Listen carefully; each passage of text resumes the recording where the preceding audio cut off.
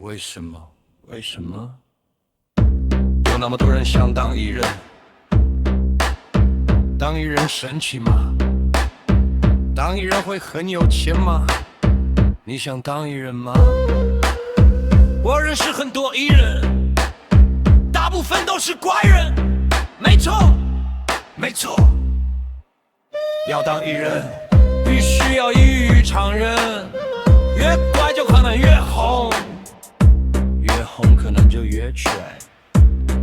演艺界的怪事说不完，想拍的最怕人家不知道他是艺人，所以穿得很艺人。重点是常常听到人家要问这个是谁，可是说了名字，大家说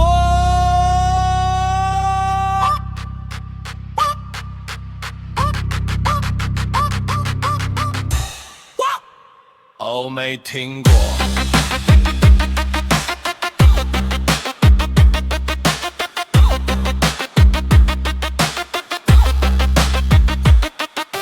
大牌很怕人家知道他是艺人，所以戴帽子、戴口罩、戴墨镜，把自己包得很轻，走路很快，跛脚换衣服要去奔丧的苦瓜脸。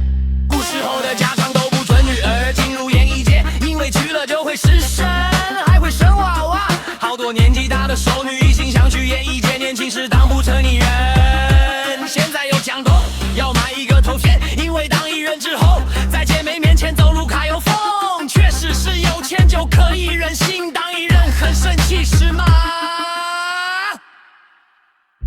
艺人是一种职业，真艺人是有才艺的艺术家，伪艺人则只是靠好脸，没有才艺的一纸整容。真艺人对自己有自信，不但没在整容，也常常素颜。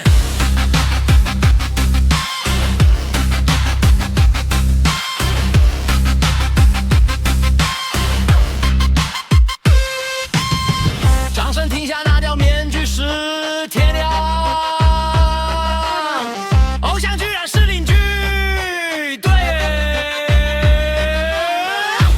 偶像不是木头，偶像不是神，偶像不是神，偶像不是神。